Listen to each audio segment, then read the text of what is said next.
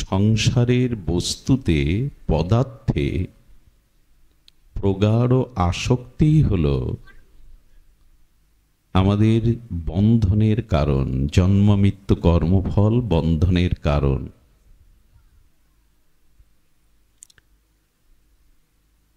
এই সাংসারিক বস্তুতে প্রবল আসক্তি কেন আসে,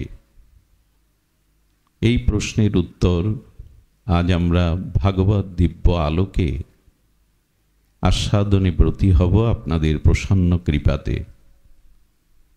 সাংসারিক পদার্থ বস্তুতে আসক্তি হল পুনঃ পুনঃ জন্ম মৃত্যু বন্ধনের কারণ। এখনই আসক্তি আমাদের কেন? পদার্থ বস্তুতে আমাদের প্রবল আসক্তি কেন?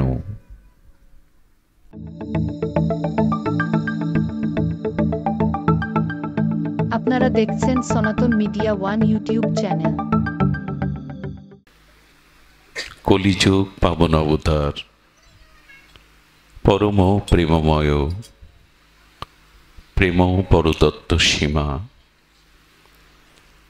রাস বিলাসের চরম পরিণতি, প্রেম বিবর্ত বিলাস শ্রীমূর্তি, স্বভজন বিভজন সর্বপ্রয়োজন অবতার সার শিরোমণি, সংকীর্তন পিতা, কলিযুগ জীবের একমাত্র আশ্রয় দাতা,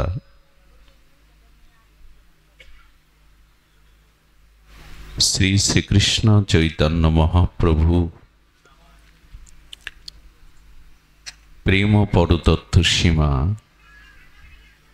পরম দয়াল, প্রেম চিন্তামণি দাতা শিরোমণি, পরম কারণিক শ্রী শিল নিতাই চাঁদের মহা অনুকম্পায়, শ্রী শ্রী গান্ধার্বিকা গিরিধারীর অহৈতুকী করুণায়, পুকুরিয়া মালোপাড়া স্থিত যে ভাগবতীয় ভক্তিযজ্ঞের, অমৃত যজ্ঞের, সুধা যজ্ঞের পরমায়োজন, সেই পরমায়োজনে আষাঢ়স্য শুক্লা এই ভাগবতীয় সান্ধ্য অধিবেশনে হরিকথার শুভারম্ভে প্রারম্ভে জীবন সর্বস্ব জীবনধন, প্রাতঃস্মরণীয় পরম বন্দনীয় শ্রী শিল গুরু মহারাজের রাতুল আতুল পাবন পদারবিন্দে পরার্ধ কোটি দণ্ডবত প্রণতি। সমাগত মহাপ্রভুর প্রিয় অনুরাগী গৌড়ী আচার্য কুলতিলক বৈষ্ণবজন, সাধুজন, মহন্তজন, শ্রদ্ধাশীলা ধর্মশীলা কল্যাণিয়া দেবী মূর্তি মাতৃগণ, সমাগত সকল ভক্তচরণে সশ্রদ্ধ দণ্ডবত প্রণতি।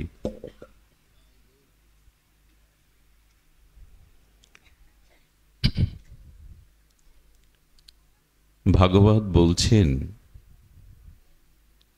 সংসারের বস্তুতে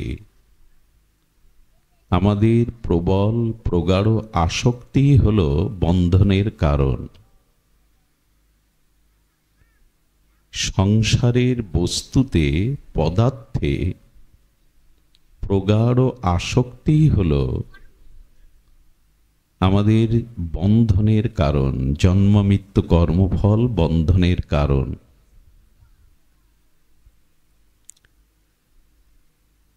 এই সাংসারিক বস্তুতে প্রবল আসক্তি কেন আসে, এই প্রশ্নের উত্তর আজ আমরা ভাগবত দিব্য আলোকে আস্বাদনে ব্রতী হব আপনাদের প্রসন্ন কৃপাতে। সাংসারিক পদার্থ বস্তুতে আসক্তি হল পুনঃ পুনঃ জন্ম মৃত্যু বন্ধনের কারণ। এখনই আসক্তি আমাদের কেন? পদার্থ বস্তুতে আমাদের প্রবল আসক্তি কেন? এর দুটি কারণ। সাংসারিক বস্তুতে আসক্তির কারণ দুটি। একটি হলো এই পদার্থ বস্তুর মধ্যে সুখ আছে এটি মনে করা। ধ্যান দিয়ে শুনুন, সাংসারিক পদার্থ বস্তুর মধ্যে সুখ আছে এটি মনে করা। এই জন্য আমাদের চিত্তে বা মনে একটা প্রগাঢ় বদ্ধমূল ধারণা আছে। ধারণা হলো যে সাংসারিক বস্তুর মধ্যে আমি সুখ পাবো, এর মধ্যে সুখ নিহিত আছে। এটিই হলো এই সব বস্তুর প্রতি মনের আসক্তির কারণ। এই আসক্তি বা বন্ধন মুক্তির জন্য দুটি পথ ভাগবত বলেছেন। একটি হলো জাগতিক কোনো পদার্থ বস্তুর মধ্যে সুখ অন্বেষণ না করা, সুখের পাওয়ার চেষ্টা না করা, এই হলো একটি উপায়। দ্বিতীয় উপায়টি আরো সরস, আরো মধুর। এটি একটি কঠিন, শুষ্ক, তিত, কিন্তু সরস উপায় হলো যেখানে অখণ্ড প্রকৃত আনন্দ আছে, যেখানে জীবের অনন্ত মাধুর্য, অনুপম সুখের সিন্ধু আছে, সেই ভগবানের চরণে বা ভগবানের প্রতি আসক্তি আসা। উপায় কটি হলো? দুটি। সাংসারিক বস্তুতে সুখ নাই এই ভেবে তার থেকে আসক্তিটা ত্যাগ করা, একটি উপায়। আরেকটি উপায় হলো আনন্দঘন সচ্চিদানন্দঘন মাধুর্যের সিন্ধু ভগবানের প্রতি আসক্তি আসা। এই দুটি বন্ধন মুক্তির একমাত্র উপায়। আমরা কোনটা বেছে নিয়েছি? না পারলাম ভগবানকে ভালোবাসতে, মন প্রাণ অনুরাগ প্রীতি ভগবানকে না দিতে, আর দ্বিতীয় সাংসারিক বস্তুতে সুখ নাই এই উপলব্ধি এখনো আমার, এই জন্য এই জন্ম মৃত্যু থেকে আমার নিষ্কৃতি নাই, এই কর্মফল থেকে আমার নিষ্কৃতি নাই। এখন আপনি দুটো পথের একটি বেছে নিতে পারেন। দুটি পথের একটি পথ আপনাকে বেছে নিতে হবে, আমাকে বেছে নিতে হবে। হয়তো সাংসারিক বস্তু পদার্থের মধ্যে সুখ নাই এই ভেবে নিবৃত্তি হওয়া, না হলে ভগবানের চরণে হৃদয়ের অনুরাগ প্রীতি ভালোবাসা আসক্তি পিপাসা ভগবানকে দেওয়া। প্রথম পথটা তারাই গ্রহণ করে, সিদ্ধান্ত রূপে গ্রহণ করে যারা নিবৃত্তি মার্গী, যারা সন্ন্যাসাদি নেন, সংসারে বিরক্তি হয়ে সংসার ত্যাগ করেন, জ্যোতি ধর্ম সন্ন্যাস ধর্ম গ্রহণ করেন। এরা প্রথম পথটি বেছে নেয় যে সংসারে সুখ নাই। এই জন্য তারা সংসারের স্ত্রী পুত্র মোহমায়া বিত্ত বৈভব পদ প্রতিষ্ঠা থেকে নিবৃত্তি হয়। আর যারা শ্রদ্ধাশীল সরস হৃদয়, তারা ভগবানকে ভালোবাসার পথ বেছে নেয়।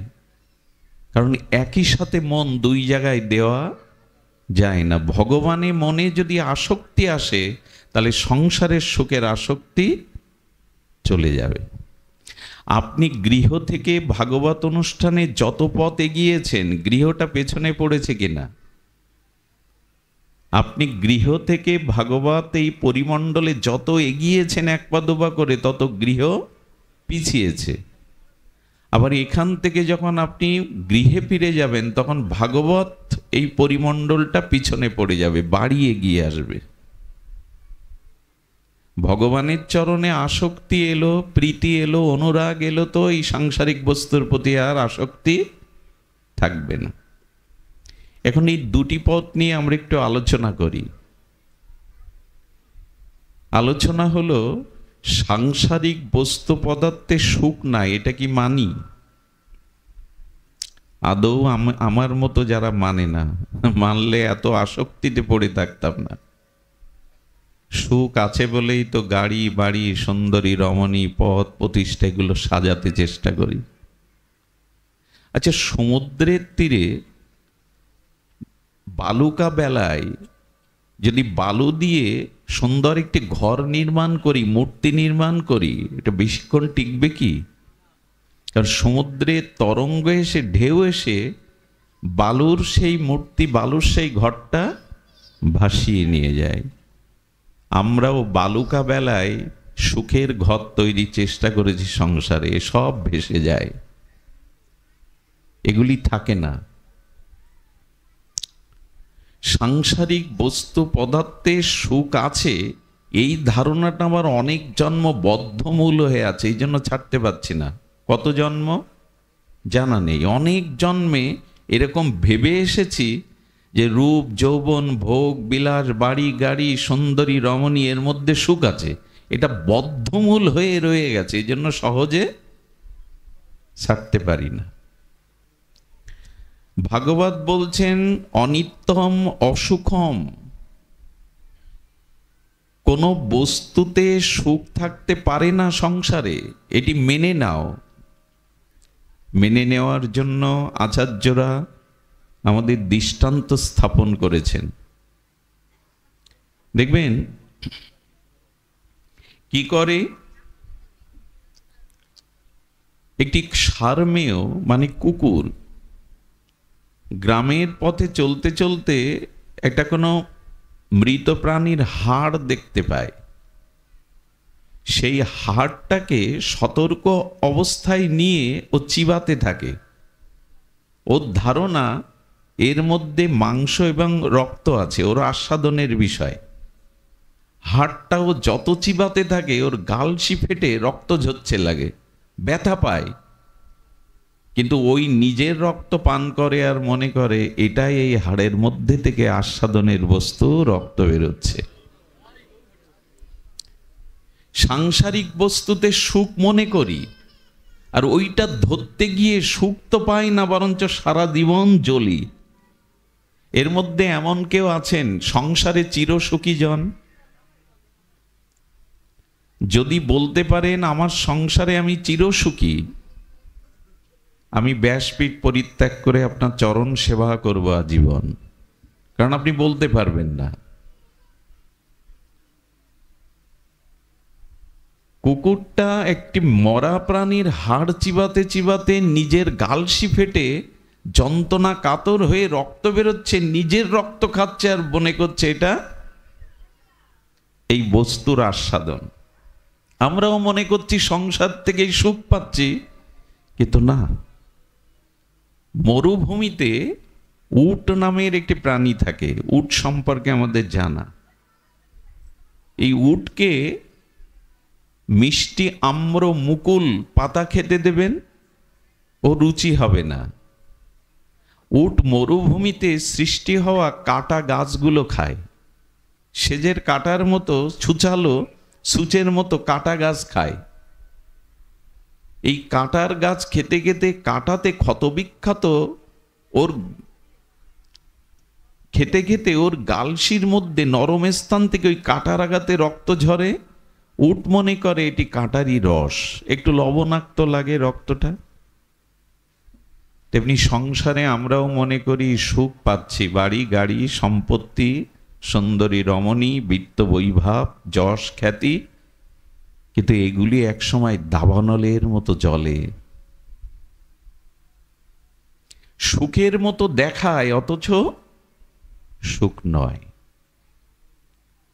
সুখের মতো দেখায়, সংসারের সুখের মতো দেখায়, সবকিছু রঙিন দেখায়, কিন্তু সুখ নাই। দেখুন, মহর্ষি জনক রাজা হয়েও যিনি মহর্ষি ঋষি, মিথিলাতে রাজা জনক উনি সোনার পালঙ্কে শুয়ে রাজপুরীতে নিশীথে স্বপ্ন দেখছেন। খুব ধ্যান দিয়ে শুনুন, মার্মিক কথা। নিশীথে স্বপ্ন দেখছেন যে বহিরা বরণ শত্রু এসে তার রাজ্য আক্রমণ করেছে, রাজা জনককে পরাজিত করে তারা রাজ্য দখল নিয়েছে, আর রাজর্ষি জনককে রাজ্য থেকে অপমান করে বের করে দেয়া হয়েছে। ঘোষণা করা হয়েছে কোনো প্রজা যদি আশ্রয় দেয় তার মৃত্যুদণ্ড কার্যকর করা হবে। রাজ্য থেকে বিতাড়িত অপমানিত ক্ষুধার্ত রাজা 3 দিন জল অন্ন পাননি। এক ছত্রে গিয়ে কিছুটা খিচুড়ি পেয়েছেন, মুখে দিতে যাবেন, চিল এসে ওনার হাত থেকে ছো মেরে ওটা ড্রেনে ফেলে দিয়ে গেল। ক্ষুধায় কাতর হয়ে ক্রন্দন করছেন, স্বপ্ন ভেঙে গেল। স্বপ্নভঙ্গের পরে উনি রানীকে ডেকে বলছেন, এটা সত্য না ওটা সত্য। বারবার বলছেন। মানুষ যখন একই কথা বারবার বলে, জানতে হবে তার স্মৃতিতে কোনো সমস্যা ঘটেছে। এটা সত্য না ওটা সত্য। তার মানে স্বপ্নটা সত্য না আমি জেগে দেখছি সোনার পালঙ্কে আমি এখানে শুয়ে আছি, কোনটা সত্য? এটা সত্য না ওটা সত্য। এই একই শব্দ বারবার উচ্চারণ করাতে রানী ভাবল রাজার কোনো সমস্যা ঘটেছে। সভাসদ বিদ্গজ্জনদের ডাকলেন, মুনি ঋষিদের। ভাগ্যক্রমে সেই মুনি ঋষির সভাতে এসেছিলেন অষ্টবক্র মুনি।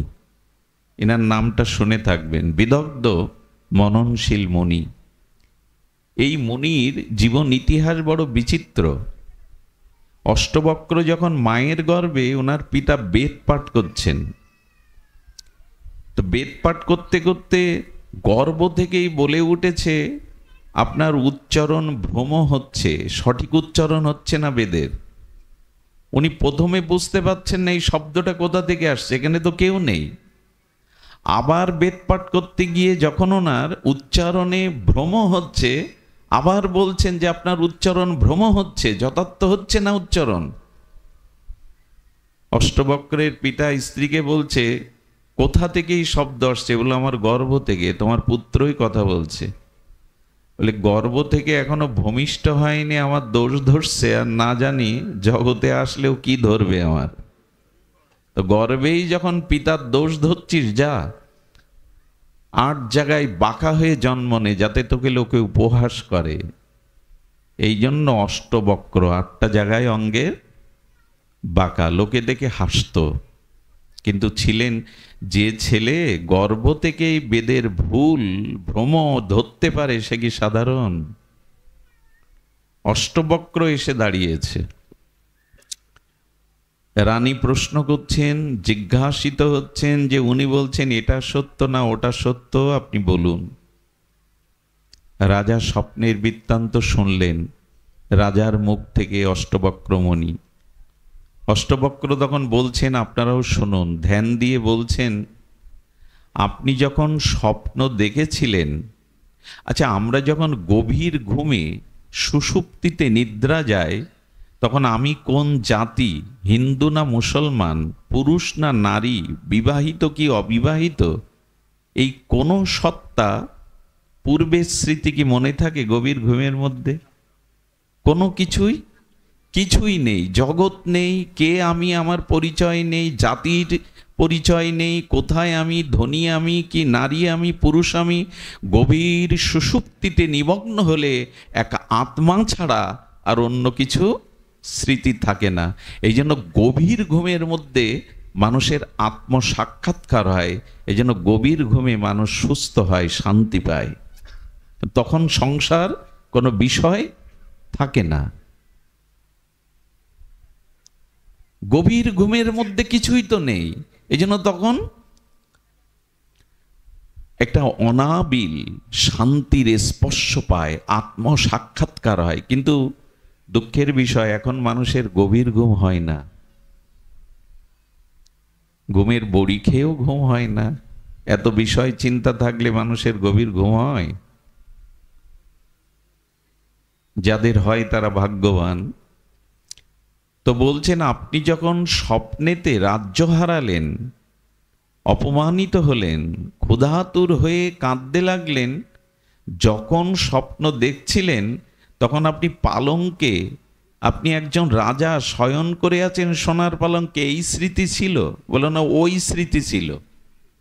আর যে যখন স্বপ্নভঙ্গ হয়ে উঠে দেখলেন আপনি পালঙ্কে শুয়ে আছেন, তখন স্বপ্নের স্মৃতি ছিল? বলো না, তখন স্বপ্ন ছিল না, তখন সত্য এই আমি পালঙ্কে শুয়ে আছি এটা ছিল। তার মানে স্বপ্ন যখন দেখছিলেন মনে হয়েছিল স্বপ্নটা সত্যি, তখন আপনি যে সোনার পালঙ্কের রাজ্যে আছেন তখন এই স্মৃতি ছিল না। আর যখন স্বপ্ন ভেঙে গেল তখন দেখছেন আপনি পালঙ্কের মধ্যে আছে, এটাই সত্য, ওটার স্মৃতি আপনার কাছে আর তখন নাই।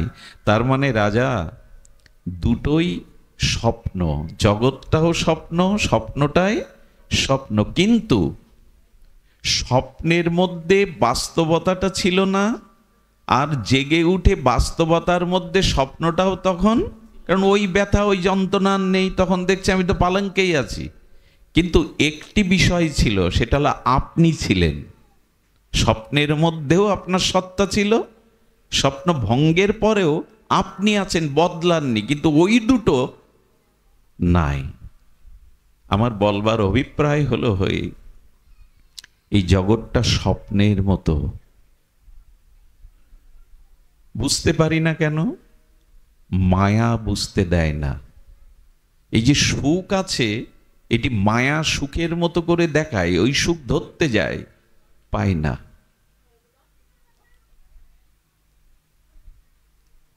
ছায়া সুখ, সংসারের সুখটা হলো ছায়া সুখ। আচ্ছা, আমি একটু করে আপনাদের একটু প্রমাণ দেই। খাদ্যের মধ্যে সুখ আছে।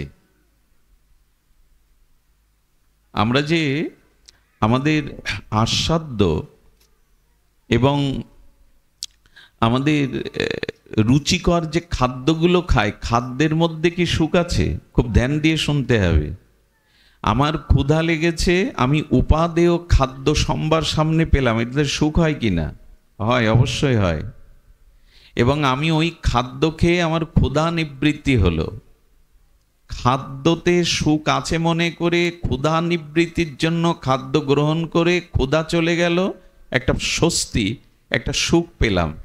তো যদি মনে করি খাদ্যটা গ্রহণের কারণে সুখী হলাম, আচ্ছা পরিপূর্ণ উদর পরিপূর্ণ আখণ্ড ভোজন করার পরে ক্ষুধা চলে যাওয়ার পরে যদি আর এক থালাতে অমনি করে প্রসাদ এনে জোর করা হয় এটা খাও, তখন যদি জোর জবরদস্তি করে খাওয়ায় তা কি সুখ হবে না কষ্ট হবে? কষ্ট হবে কি না? তা আমার প্রশ্ন হলো, খাদ্যের মধ্যেই যদি সুখ থাকে তো সব সময় সুখ থাকার কথা। ক্ষুধা নিবৃত্তি হওয়ার পরে আরো খাদ্য যখন দিল, সেই খাদ্য জোর করে খাওয়াতে গেলে কষ্ট হয় কিনা, দুঃখ হয় কিনা? তার মানে খাদ্যের মধ্যেই যদি সুখ থাকতো, সব সময় খাদ্যতে, সব সময় খাদ্যকে সুখ পাবেন? এখন বরঞ্চ ডাক্তাররা বলে দিচ্ছে না খেতে পারাটাই সুখ, অত খেয়েও না। আমাকে একজন প্রশ্ন করেছিলেন ভাগবতে যে আমরা যে অন্নটা পাই, আমি কতটা অন্ন জগতে পাবো এটা ঈশ্বর নির্ধারণ করে দিয়েছেন। বললাম হ্যাঁ, ঈশ্বরই নির্ধারণ করে দিয়েছেন। মানে মুখের অন্ন অনেক সময় মুখে মানুষ তুলতে পারে না, ওইখানেই মরে পড়ে থাকে। ঈশ্বরের ইচ্ছাই তুমি মুখে কতটা অন্ন পাবে। তখন উনি একটু প্রশ্ন করছেন, আমার 50 বছর পরমায়ুতে যদি ঈশ্বর 60 মণ চাল আমার জন্য বরাদ্দ করেন, তা আমি 40 বা 45-এ আমি 55 মণ চাউলের অন্ন পেয়ে গেছি। একটু বেশি ক্ষুধাতুর, বেশি খাদ্য খাই বেশি। তো যে 10 বছর আয়ু বাকি আছে আর 5 মণ চাল বাকি আছে, এই 5 মণে কুলাবি কি করে 10 বছর? আমি একটু বেশি খেয়ে ফেললাম, ঈশ্বরের বরাদ্দ থেকে একটু অতিরিক্ত। আমার মাথায় একটা বুদ্ধি এলো, আমি বললাম দেখুন 10 বছরে 5 মণ কুলাবি কি করে? এই তো তোমার প্রশ্ন। বলে ঈশ্বর তোমার ডায়াবেটিস দিয়ে দেবে, আর ডাক্তারের দ্বারা বলাবে 1 কাপ চাউলের ভাত, তাও এক বেলা, ওই 5 মণেই 10 বছর কাটাতে হবে তোমায়। তুমি চাইলে পারবে না, তুমি চাইলে ওটা পারবে না। আপনার অন্ন কোথায় কতটুকু এটি তার নির্ধারিত। গতির ভর্তা প্রভু সাক্ষী, নিবাস সারানাং শ্রুধিদ, প্রভাব প্রলয়ং স্থানাং নিধানানাম বিজম অব্যয়ম। আমি ভর্তা, তোমার ভরণ পোষণকারী আমি, অন্য কেউ না। এই জন্য মাতৃগর্ভে আমরা কি খেয়ে বেঁচে থাকি? বাইরে থেকে তো কেউ খাওয়ায় না। মায়ের গর্ভের মধ্যে ওই জলাশয়ের মধ্যে মলমূত্রের দ্বারের মধ্যে মুখে কিছু গেলে আমি মরে যেতাম। মায়ের নাড়ির সাথে আমার নাড়িটা খাদ্য সংযোজন হয়, মুখে কিছু নিতে পারি না আমি। ঈশ্বর এমন করে বাঁচিয়ে রাখেন 10টা মাস ওর মধ্যে, উনি ভর্তা বলেই পারেন। এই জন্য ভরণ পোষণকারী উনি, আমি কর্তা নই। তো খাদ্যটার মধ্যে সুখ থাকলে 24 ঘন্টা একজন খাদককে খেতে বললে সে খেতে সুখ পাবে না, বরঞ্চ জোর করলে আরো কষ্ট হবে তার। তার মানে খাদ্যে সুখ নাই। সুখটা আসে কোথা থেকে? বলে শুনুন তাহলে, ওই যে ক্ষুধাটা লেগেছিল, এই ক্ষুধাটা লাগে কেন মানুষের? আত্মা আছে তাই। মরা মানুষের ক্ষুধা লাগে তো, মরা মানুষের চুল নখ বাড়ে তো, মরা মানুষ ঘুম থেকে ওঠে তো, এই কিছুই মরা মানুষের মধ্যে থাকে না। আত্মা নেই তো তার কোথায় ঘুম, কোথায় জাগরণ, কোথায় ক্ষুধা? তার মানে আত্মাটা আছে তাই ক্ষুধাটা জাগছে। আর পরমাত্মা রূপী আত্মার পরাবস্থা ভগবান খাদ্যেরও জোগাড় করেছেন। ওই আত্মা আছে তাই ক্ষুধাটা আত্মা থেকে জাগছে। ওই আত্মার ক্ষুধা জাগাতে, আত্মা আছে তাই ক্ষুধা জাগলো, আর ক্ষুধার কিছুটা অন্ন পেলেন, বস্তু পেলেন, তাতে আত্মার একটু প্রসন্নতা এলো। এই আত্মার প্রসন্নতাটাই হলো সুখ। খাদ্যে সুখ আমি বোঝাতে পারলাম না আপনাদের। আত্মা না থাকলে ওই মানুষের গালে ভালো ভালো, মরা মানুষের গালে দিয়ে দিন, পুষ্পন্ন দিয়ে দিন, খেতে পারবে? আত্মাটার সুখটাই খাদ্যের মধ্যে দেখছি। ক্ষুধা চলে গেল তার মধ্যে দেখছি। আসলে একটি সোনার হার স্নান করছিলেন নদীর পাশে রেখে একজন, পাখিটা সোনার হার নিয়ে উড়াল দিল। সোনার মূল্যবান হারটা পাওয়ার জন্য ও ছুটছে, ছুটতে ছুটতে দেখে স্বচ্ছ জলের মধ্যে হারটা পড়ে আছে। হারটা তোলবার দেখতে পাচ্ছে হার, 1 ঘন্টা ধরে চেষ্টা করছে, জল নড়ে উঠছে, হার পাচ্ছে না। আসলে হারটা ওখানে নেই, নদীর তীরে গাছের ওপরে হারটা বাঁধিয়ে রেখে গেছে পাখি। স্বচ্ছ জলে তার ছবিটা পড়েছে, ওইখানেই হার মনে করে খুঁজতে চেষ্টা করছে, পাবে তো? তেমনি আত্মাতেই সুখ আছে, কোনো বস্তুর মধ্যে সুখ নাই। কিন্তু আত্মসুখটা আমি বস্তুর মধ্যে দেখছি, এটাই আমার ভ্রম। বোঝা যায়? আমরা আর বুঝেছি। কারণ মৃত মানুষ, জগতের কোনো পদার্থ তাকে দিলে সুখ পাবে? মৃত মানুষকে আপনি খাদ্য দেন, সুন্দরী রমণী নেন, টাকা পয়সা, সোনা।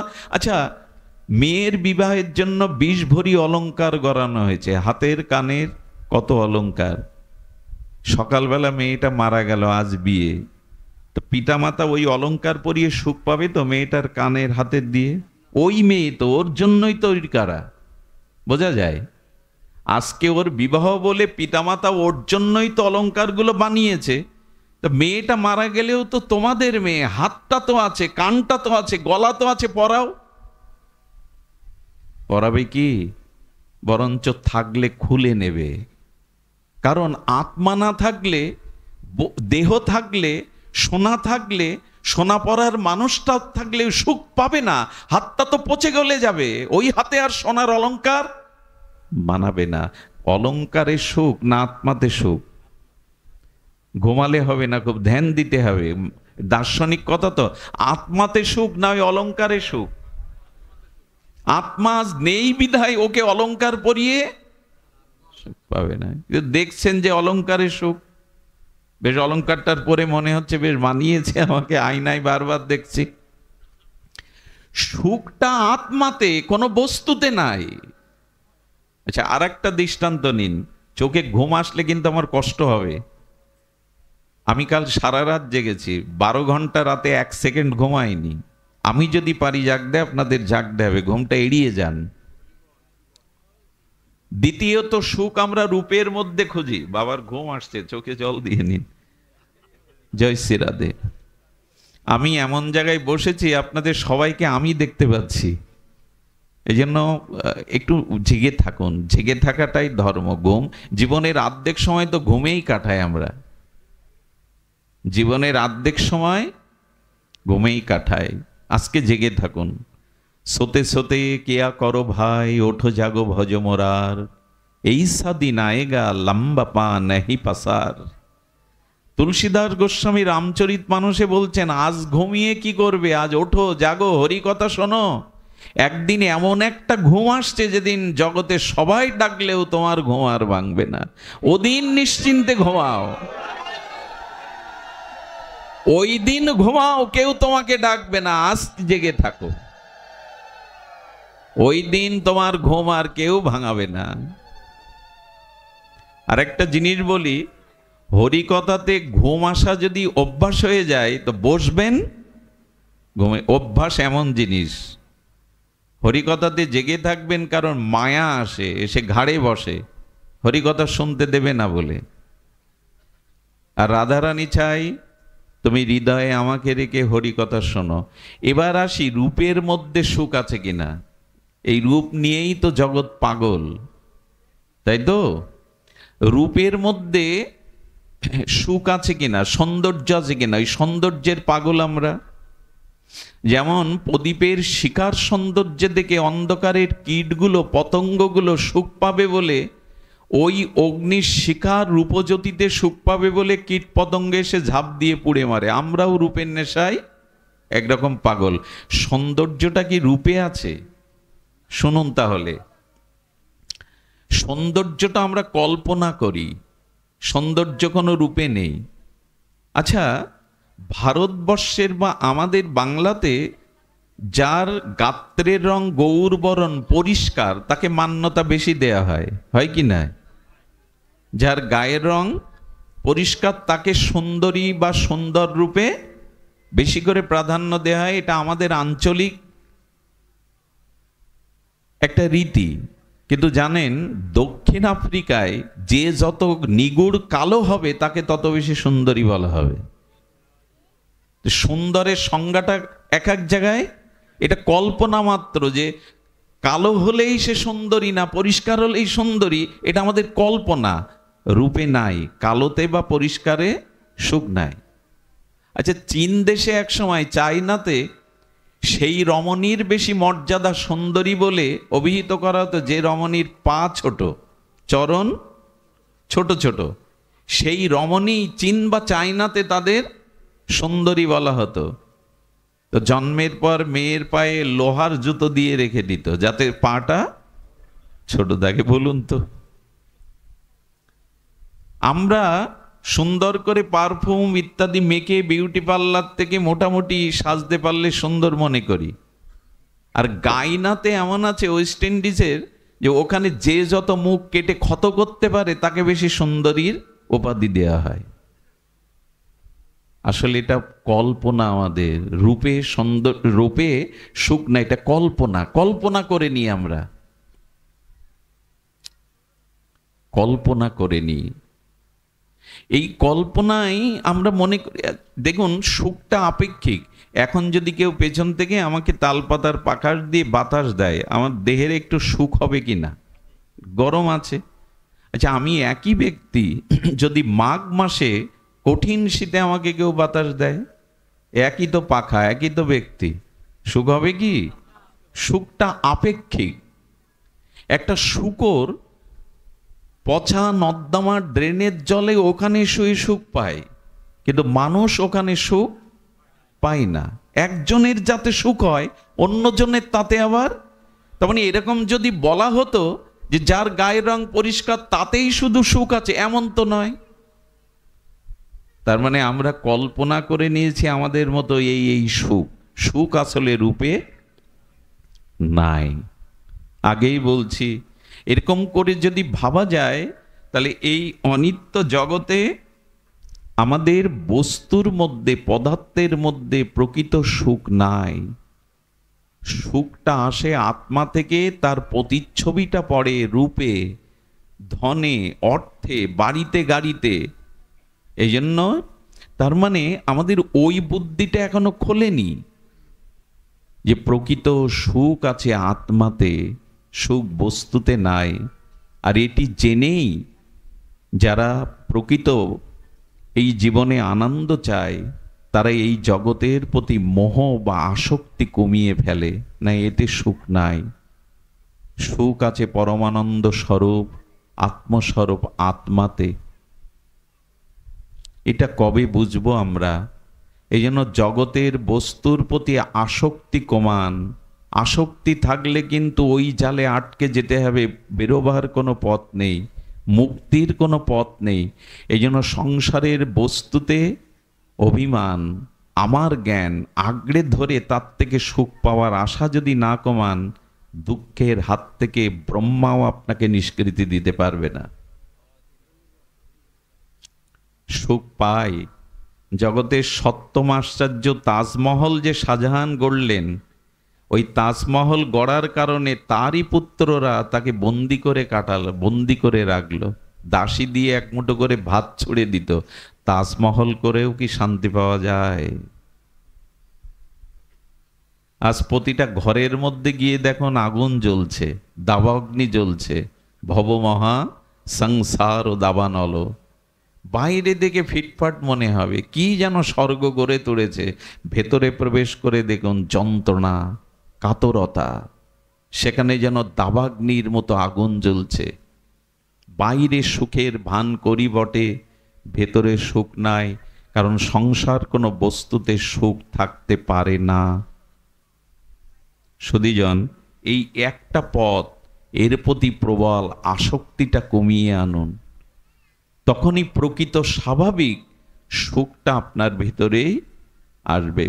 যদি রাজরানী হলে সুখ হতো, যদি সুন্দরী হলে সুখ হতো, যদি রাজপ্রাসাদে থাকলে সুখ হতো, মীরা কেন ভিখারি হয়ে ব্রজের পথে যাবে? মীরাবাই কেন ভিখারিনী হয়ে পথে বেরোবে?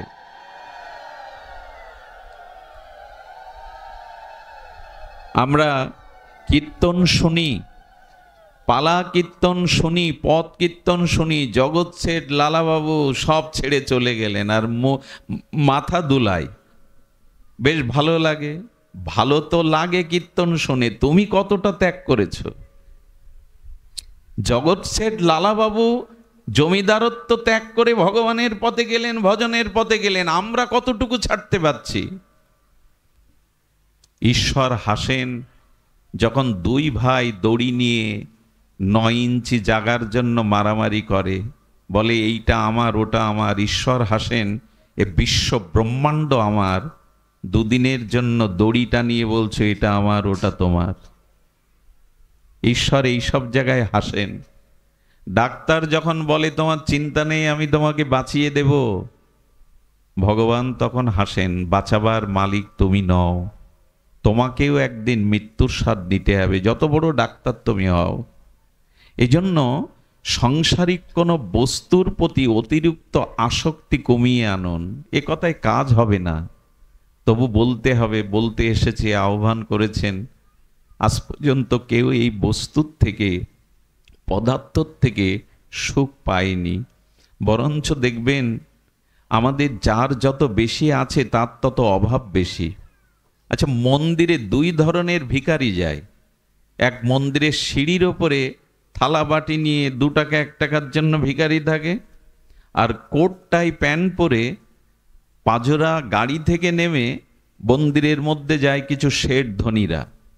এ বলছে আমাকে 2 টাকা দিন, 5 টাকা দিন। ওকে 10 টাকা দিলে ও খুশি হয়ে হেসে দেয়, অনেক পেয়েছি। কিন্তু যে কোট টাই প্যান্ট পরে রাধা মাধবের মন্দিরে গিয়ে বলছে, প্রভু ওই 10 বিঘে জমির মামলাটা যেন রায় আমার দিকে আসে, প্রভু এই কোটিপতি যেন আরো 1 কোটি যেন আরো 2 কোটিতে যায়। আমার মনে হয় যার চাওয়া বেশি সেই তো বড় ভিখারি।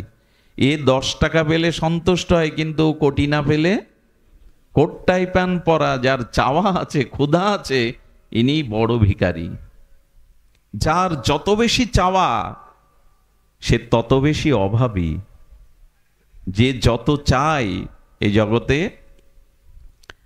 আর অভাব থাকলেই তো সুখ হবে না, যে বস্তুতে অভাব বোধ হবে।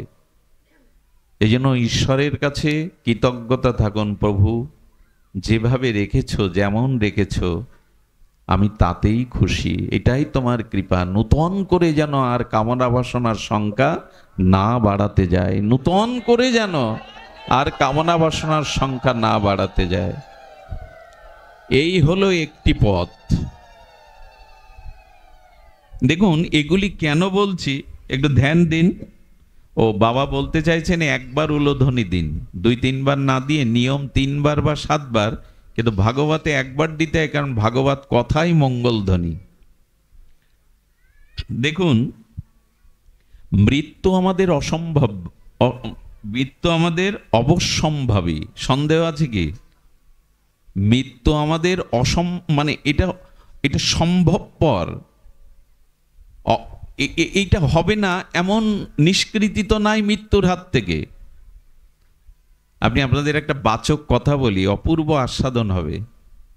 আমাদের কৃষ্ণদ্বৈপায়ন বেদব্যাস ভগবানের জ্ঞান অবতার, যিনি বেদ চতুর্বিভাজন করেছেন, যিনি মহাভারত রচনা করেছেন, উপনিষদ রচনা করেছেন, যিনি ভাগবত রচনা করলেন, সেই কৃষ্ণ দ্বৈপায়ন বেদব্যাস, যিনি ভগবানের জ্ঞান অবতার, ওনার একজন সেবক ছিল। কি ছিল? সেই সেবকের নাম দাস। তো সেই দাস সেবক হঠাৎ একদিন ব্যাসদেবের কাছে প্রশ্ন করছে, গুরুদেব আমার মৃত্যু কবে একটু বলে দিতে পারতেন? আমার মৃত্যু? ব্যাসদেব বললেন, কি বলছেন উনি? মানুষের যে কোনো মুহূর্তে মৃত্যু হতে পারে, আর প্রতিক্ষণেই তো মানুষ তার আয়ু ক্ষয় হচ্ছে, মৃত্যু হচ্ছে। মৃত্যু একদিনে হয় না। একটা মানুষের 50 বছর আয়ু, যদি তার 30 বছর আয়ু বয়স হয়ে থাকে, তবে সে 30 বছরের মৃত আছে, বাকি 20 বছর। মানুষ একদিনে মরে না, প্রতিক্ষণে মরে, একদিনে শেষ হয়। বোঝা গেল? আমার বয়স যদি 50 হয়, আমি যদি বর্তমান 40-এ পড়ে থাকি, আমি 40 বছরেরই মৃত, 10 বছরটা বাকি আছে। অর্থাৎ মৃত্যু প্রতিক্ষণে প্রতি মুহূর্তেই হচ্ছে। বুঝতে পারি না কেমন জানেন, ইলেকট্রিসিটি পাখাটা যদি খুব দ্রুত ঘোরে, দূর থেকে বোঝা যায় ঘুরছে। আপনি আমি বসে আছি না, এই পৃথিবীটা 1060 মাইল বেগে ঘুরছে, এত দ্রুত ঘুরছে। আপনি আমি ভাবছি বসেই আছি, আমরা ঘুরছি না, কিন্তু পৃথিবীটা খুব দ্রুত ঘুরছে। দ্রুত ঘোরা জিনিসকে বোঝা যায় না। দূর থেকে ফ্যানের পাখাটা দেখবেন, বোঝা যায় না যে ওটা চলছে কিনা, তো দূর থেকে এরকম মনে হয়। তেমন আমাদের আয়ু প্রতিক্ষণে মৃত্যু হচ্ছে। বললেন কবে মৃত্যু হবে বা আরো কতদিন বাঁচবে, ব্যাসদেব বলছেন এটা না ভেবে যাতে মৃত্যুটা সার্থক হয় তাই ভগবানের চিন্তা করো। কখন মরবে এটা ভেবে উদ্বিগ্ন হয়েও না, আর অনেক দিন বাঁচবে এ ভেবেও আশায় থেকো না, অথচ মৃত্যুটা যাতে সার্থক হয় তার প্রস্তুতি নাও। ভগবত চিন্তা করো, সৎ চিন্তা করো, ঈশ্বরের চিন্তা করো। কিন্তু তা কি আর হয়? দাসজির মনে যখন এভাবে প্রভাব ফেলেছে না, উনি তত্ত্বজ্ঞ, উনি জানেন আমার মৃত্যুটা কবে হবে। বলে গুরুদেব দয়া করে একটু বলুন। ওর আগ্রহ দেখে তখন বলছে, দেখ তোর মৃত্যু কবে এটা আমি জানি না, জানে যমরাজ। তো চল আমি তোকে নিয়ে যেতে পারি, সে সামর্থ্য আমার আছে। যমের কাছে গিয়ে বলছেন, দয়া করে একটু বলুন তো এই দাসের, আমার যে এই দাসরূপ সেবক শিষ্য, এর মৃত্যু কবে? তখন বললেন, প্রভু লোকের জানটা, আত্মাটা, প্রাণটা আমি জোর করে দেহ থেকে ছিনিয়ে নিই, এটা আমার ডিউটি, কিন্তু কার মৃত্যু কবে হবে এটা মৃত্যু দেবতা ছাড়া আমিও জানি না। তো যমকে সাথে নিয়ে ব্যাসদেব আর দাস মৃত্যু দেবতার কাছে গেলেন। ইনি যম আর যমরাজের মৃত্যু দেবতার কাছে গেলেন, গিয়ে বললেন, দেখুন আমি মৃত্যুর দেবতা বটে, কিন্তু ঈশ্বর আমাকে আদেশ দেন, তাই আমি আদেশ পালন করি। এই জন্য ঈশ্বরই বলতে পারেন ওর মৃত্যু কবে। তো ব্যাসদেব, দাস আর কে কে সাথে আছেন? যম এবং মৃত্যু দেবতা। এই 4 জন মিলে ভগবানের নিকটে গিয়ে ব্যাসদেব প্রণাম করছে, প্রভু একটি বিষয় জানার জন্য আপনার এখানে এলাম যে এর মৃত্যু কবে আপনি একটু কৃপা করে জানিয়ে দিন। ভগবান বিধাতা তখন হাসছেন আর বলছেন, ব্যাসদেব, ও তোমার সেবক ভেবে আমি মনে করেছিলাম তোমার মতো মহাত্মাকে সেবা করছে, ও দীর্ঘদিন বাঁচুক। এই জন্য ওর মৃত্যুটা আমি একটু কৌশল করে রেখেছিলাম। ওর মৃত্যুটা কেমন যেন, আমি বলেছিলাম ব্যাসদেব, দাস, যমরাজ এবং মৃত্যুর দেবতা এই চারজন যেদিন একত্রিত হবে সেই দিন ওর মৃত্যু। এবং আমি আর একটা সত্য রেখেছিলাম ওকে বেশি দিন বাঁচাবো বলে, যে এই চারজন একত্রিত হয়ে যেদিন আমার কাছে আসবে সেই দিনই ওর মৃত্যু। আমি চেয়েছিলাম ও জগতে কিছুদিন থাক, তোমার সেবা করছে, সদ্গুরুদেবের সেবা করছে। এখন দেখছি আমি যা মনে করেছিলাম সেই উপস্থিত, তোমরা চারজন এক জায়গায় এবং আমার কাছেই চলে এসছো। এখনই মৃত্যু হোক। আমরা মৃত্যুকে, অবশ্যম্ভাবী মৃত্যুকে, নিশ্চিত মৃত্যুকে, ধ্রুব সত্য মৃত্যুকে এড়াতে পারবো না, কিন্তু মৃত্যুর প্রস্তুতি আছে তো। তখনই ও হাই হাই করে উঠল, শুধু মৃত্যুর খবর জেনে কি করলাম, আমার তো প্রস্তুতি থাকা উচিত ছিল। এই জন্য মৃত্যু অবশ্যম্ভাবী হলেও, নিশ্চিত ধ্রুব হলেও আসুন আমরা চেষ্টা করি যাতে মৃত্যুটা সার্থক হয়। মৃত্যু সার্থক হয় কিভাবে? আমি দুটি রাস্তার কথা বলছিলাম। এক হলো সংসারের বস্তুর প্রতি আসক্তি কমানো, কারণ এতে সুখ নাই, এতে শুধু দুঃখ আর দুঃখ, এই ভেবে কমানো। আর দ্বিতীয় পথটা বেশ সরস, দ্বিতীয় পথটা খুব রসের। সেই পথটা হলো সর্বমাধুর্যময় আনন্দ সিন্ধু, মাধুর্যের সিন্ধু শ্রী ভগবানের চরণে আমাদের আসক্তিটা, প্রীতিটা যাওয়া।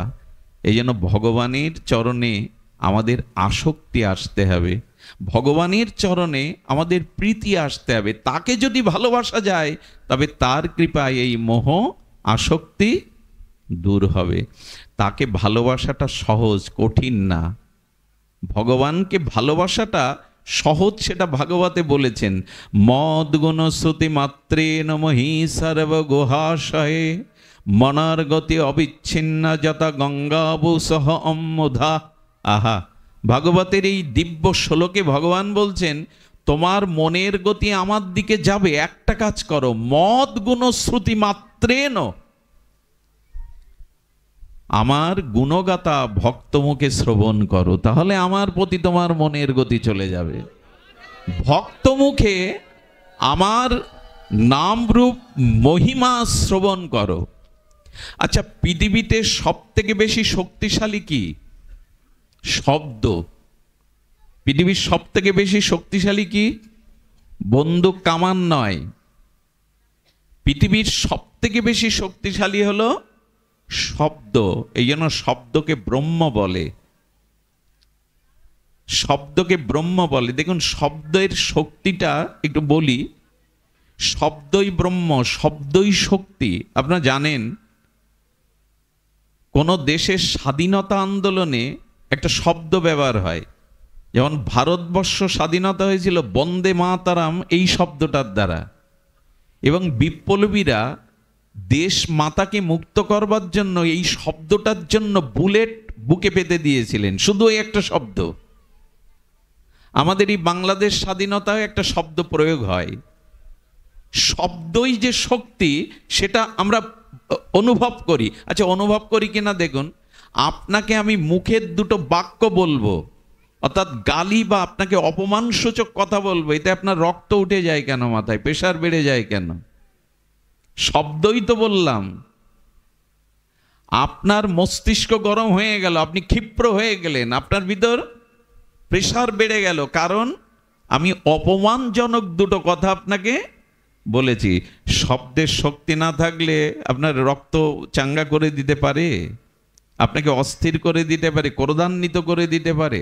ক্রোধটা আসে তো শব্দর থেকে। আবার দুটো প্রশংসা বাক্য যদি কাউকে বলেন, স্তুতি করেন, সে দেখবেন প্রফুল্ল হয়ে আপনার প্রতি অত্যন্ত প্রসন্ন।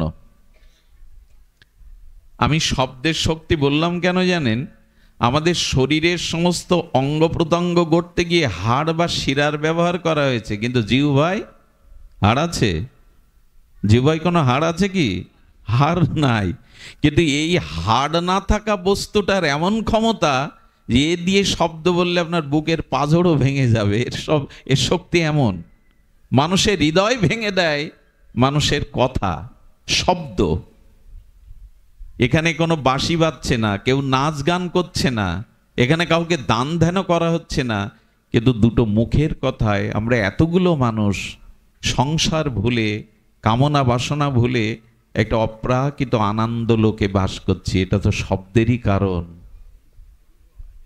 জিহ্বায় হাড় নাই, কিন্তু ও এত শক্ত, আপনার হাড় পাঁজর ভেঙে দেবে। কথা এমন জিনিস, 20 বছর আগে করা একটা অপমান মানুষ 20 বছর পরেও ভুলতে পারে না। কথার এমন সব শক্তি। এই জন্য বলছেন এই কথার মধ্যে আবার সর্বোত্তম শক্তি হলো হরি কথায়, ভগবত কথায়।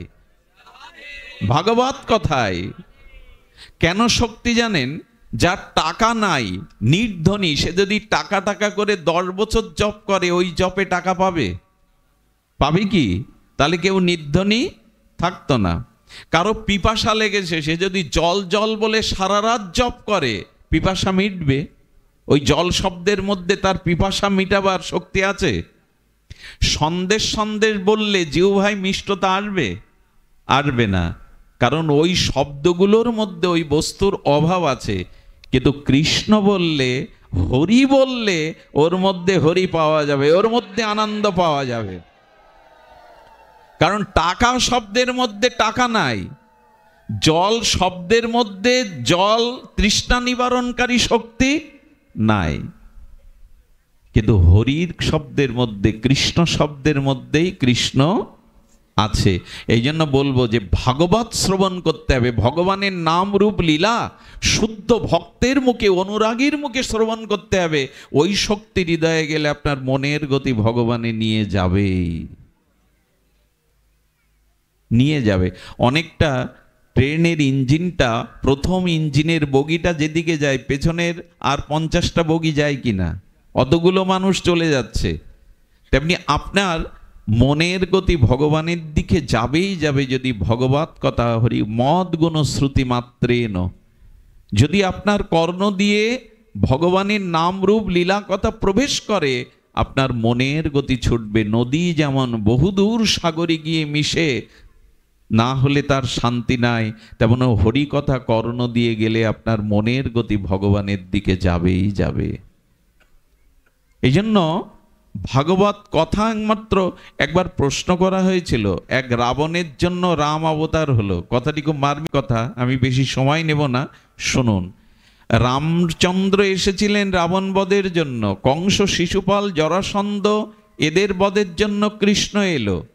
হিরণ্যকশিপুর এলেন, নরসিংহদেব এলেন হিরণ্যকশিপুরকে বধ করার জন্য। আচ্ছা, মহাপ্রভু এলেন জগাই মাধায়ের উদ্ধারের জন্য। এখন প্রতি ঘরে ঘরে, প্রতি মহল্লাতেই রাবণ আছে, কংস আছে, জরাসন্ধ আছে। এখন কোন ভগবান আসবে এদের বধ করে সমাজে শান্তি প্রতিষ্ঠা করতে? এ প্রশ্ন জাগে না? গোবিন্দ বলেছেন যে যখন যখন ধর্মের গ্লানি হবে, তখন আমি অবতীর্ণ হয়ে সাধুদের পরিত্রাণ করব। শ্লোকটি সবার মুখস্থ, তাই না? ইয়াদা ইয়াদা হি ধর্মস্য গ্লানি, এটা আমরা বলি। কিন্তু যদি প্রশ্ন করা হয় এখন কি অধর্ম হচ্ছে না জগতে? এখন কি আসরিক শক্তি বেড়ে যায়নি? এখন কি রাবণ কুম্ভকর্ণ আগে একটা ছিল, এখন তো ঘরে ঘরে তৈরি হয়েছে রাবণ কর্ণ। তো ভগবান তুমি এখন কোথায়? ঘুমাচ্ছ? তুমিই তো কথা দিলে যে যখনই ধর্মের গ্লানি হবে সাধুদের পরিত্রাণের জন্য আমি অবতীর্ণ হব। তো এখন কি ধর্মের গ্লানি হচ্ছে না? এখন কি সাধুদের প্রতি অত্যাচার হচ্ছে না? এই ওষুধদের বধ করবার জন্য, অধর্মকে নাশ করবার জন্য তুমি কোথায়? ভগবান বললেন আমি কলিতে অবতার হব, কলির একেবারে শেষে। কলির অবতার কে? কল্কি। সে কখন আসবে? একেবারে কলির শেষে। এর মধ্যে কলির কোনো অবতার নাই। তো যদি তাই হবে, তোমার এই গীতার বাক্য এখন কোথায় প্রতিফলিত হবে? আমরা তো পড়ে আছি এই অবস্থার মধ্যে। গোবিন্দ তখন বললেন আমি অবতার হব, আর সেই অবতার হব ভাগবত রূপে, জগতে ভাগবতের অক্ষর রূপে, রসব্রহ্ম রূপে আমি অবতার হব। আমি শরীরধারী অবতার রামকৃষ্ণ এদের মতো না হলেও আমি ভাগবত অক্ষর রূপ ব্রহ্ম অবতার হব। হয়ে কি করব জানো? এই প্যান্ডেলের মধ্যে আমার মতো অনেক আসরিক প্রবৃত্তি মানুষ আছেন, আমার মতো যারা, তো ভগবান বললেন আমি এই অক্ষর রূপ শব্দ শক্তি দিয়ে আমি অক্ষর রূপ ব্রহ্ম হয়ে মানুষের কর্ণ দিয়ে হৃদয়ে গিয়ে তার যে অসুরত্ব পাশবিকতা আছে ওটা নাশ করে আমি সেই আসরিক অশুভ অসুরত্ব শক্তি নাশ করে আমি তাকে প্রকৃত মানুষ করে তুলব। আমি জানি না শ্রীকৃষ্ণ কটা অসুর বধ করেছেন, কিন্তু কৃষ্ণ লীলা ভাগবত শুনে কত অসুর যে মানুষ হয়ে গেছে এটা এই ছোট্ট জীবনে আমি অনেক দেখেছি। কত রাবণ কত কংস যে মানুষ হয়ে ভগবতের পথে এলো এটা আমি এই জীবনেই দেখেছি, ভাগবত শুনে, ভাগবত শ্রবণ করে। এই জন্য গোবিন্দ এবার শব্দ ব্রহ্মরূপী ভাগবত রূপী অবতীর্ণ হয়েছেন। এই শব্দাবলী হৃদয়ে গেলে মানুষের পশুত্ব চলে যাবে, অসুরত্ব চলে যাবে। দেখুন না, এখানে আমরা একত্রিত বসেছি, এখন আমাদের মধ্যে কোনো বিজাতীয় ভাবনা আসছে না। এর কারণ ভাগবত অক্ষর রূপে আপনার মধ্যে প্রবেশ করছে শক্তি রূপে।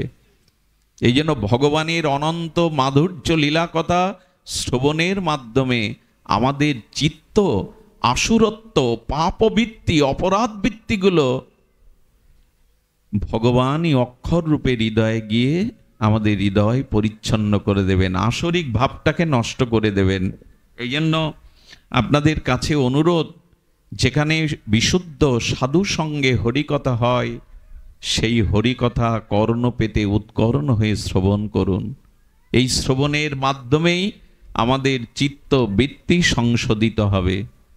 তবে হরিকথা শ্রবণ করতে হবে চিত্ত দিয়ে, শুধু বুদ্ধি মন কর্ণ না, চিত্তের মধ্যে আমাদের স্বভাব লুকানো থাকে। এই জন্য হরিকথা যতক্ষণ শুনি ততক্ষণ ভালো, এখান থেকে উঠে গিয়ে আর মনে থাকে না। তার কারণ কি? রাবণ বারবার বাণ মেরে রাবণের 10 মাথা ছেদন করছে, কিন্তু কিছুক্ষণ পর মাথা আবার, শুনেছেন না রামায়ণে, যতবার রঘুপতি রামচন্দ্র বাণ ছুটছে ওর মাথা কেটে দিলে মানুষ বাঁচে, কিন্তু রাবণের মাথা আবার। বিভীষণের দিকে তাকিয়ে রাবণ বলছে এই তো রাবণ বধ হবে না, যার মস্তক কেটে দিলে আবার মস্তক সৃষ্টি হয়, আমি তাকে বধ করব কি করে?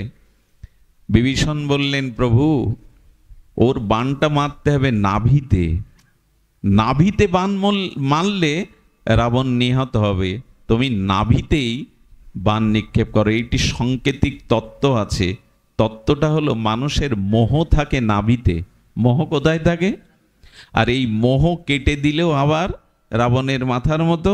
এখানে যতক্ষণ শুনি ততক্ষণ ভালো থাকি, আবার সংসারে ফিরে গিয়ে পূর্বের স্বভাব জেগে ওঠে, মোহ আবার যতবার মাথা কাটবে আবার জেগে উঠবে। বিভীষণ বললেন মানুষের মূল মোহ থাকে চিত্তে, ওই চিত্তকে সংশোধন করতে হবে, ওই চিত্ত মাঝে হরিকথা দিতে হবে। বুদ্ধির দ্বারা, মনের দ্বারা, কানের দ্বারা না, চিত্ত মাঝে।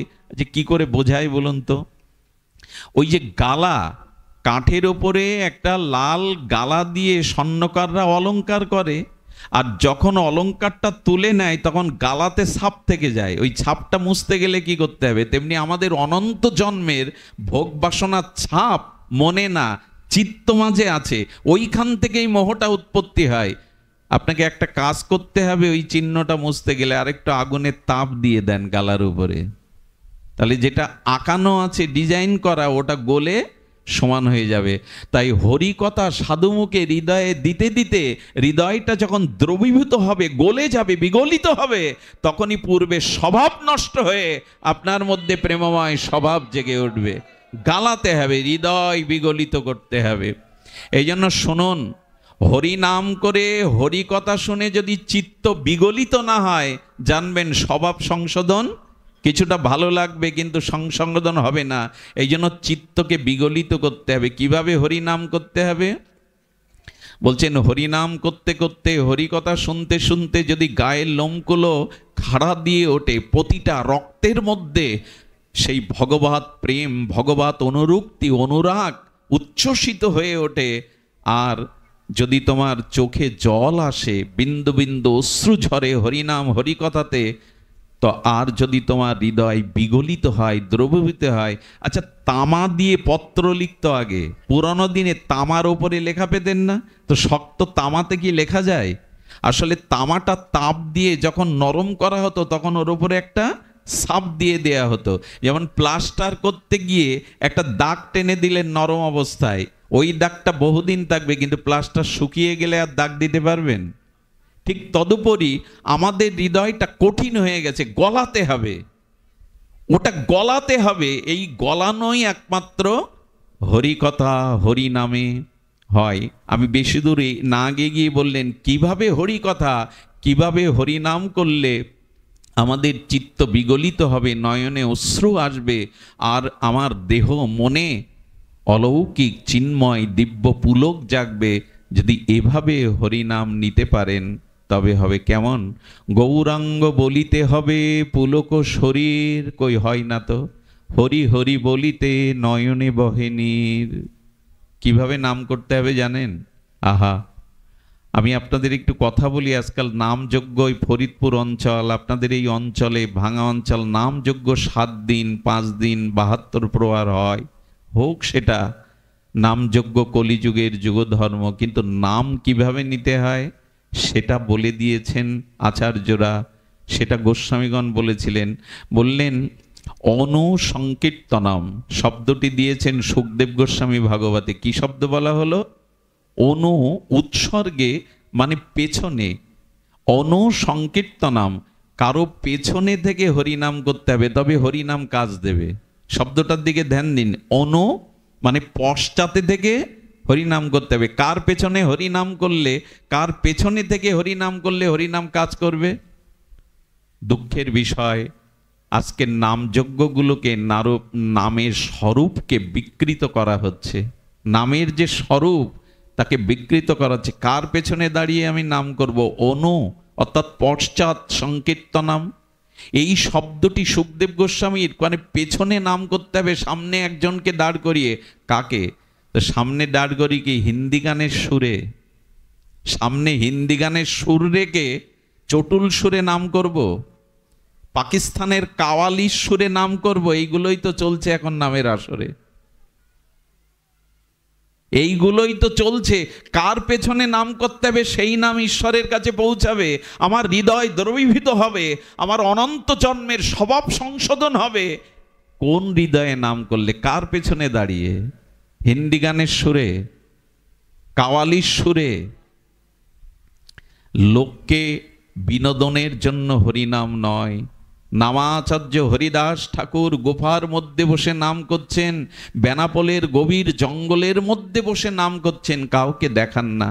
একটা জিনিস বলি, যে ভক্তি বিজ্ঞাপনের জন্য করা হয়, অন্যকে জানানোর জন্য করা হয়, সেখানে ভক্তির ছিটেফোঁটাও থাকে না। ভক্তি কখনো বিজ্ঞাপনের জিনিস নয়। আজকাল মাইক না হলে, আমরা হরি কথা বলতে সাউন্ড সিস্টেম না হলে, আগেকার দিনে লাগতো, এটা হরিনাম করতে লাগতো মাইক সিস্টেম। এক মাইক ঠিক করতে 2 ঘন্টা লাগে।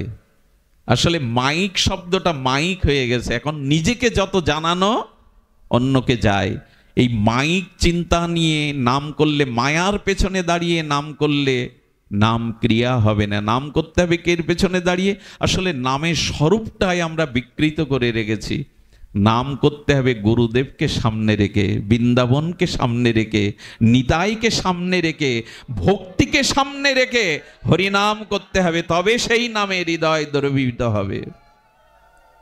আহা, হৃদয় কখন বিগলিত হবে, নয়নে প্রেমশ্রু কখন আসবে, কণ্ঠ কখন রুদ্ধ হয়ে যাবে, যখন আপনি গুরুদেবকে সামনে রাখবেন, বৃন্দাবনকে সামনে রেখে নাম করবেন, নবদ্বীপকে সামনে রেখে মহাপ্রভু রাজানুলম্বিত অশ্রু সজল নয়নে দেখতে দেখতে নাম করবেন, ঠাকুর হরিদাসের দিকে তাকিয়ে নাম করবেন। লোকের মনোরঞ্জনের জন্য নয়, লোকের কাছে যশ খ্যাতির জন্য, নিজের বিজ্ঞাপন প্রচারের জন্য নয়। অনেকেই হরিনামে নৃত্য করে ভগবানের সামনে। কেউ যদি ভগবানকে আনন্দ দানের জন্য নিত্যকীর্ত করে, ভগবান তার কাছে বিক্রি হয়ে যায়। কিন্তু আমরাও তো নাচি, ভগবান কেন প্রেম দেন না? বলে নৃত্য করবার সময় লক্ষ্য রাখতে হবে আমার এই নিত্য কীর্তনের দ্বারা হরি প্রসন্ন হচ্ছে কিনা। আমরা নৃত্য করি ভগবানকে প্রসন্ন করার জন্য, না ক্যামেরার দিকে দৃষ্টি ফেরানোর জন্য? ক্যামেরা আমার দিকে যেই পড়লো আমি নাচতে শুরু করলাম, তার মানে আমার নৃত্যটা যাতে প্রচার হয়ে যায়। কি ভগবানকে আনন্দ দেওয়ার নৃত্য?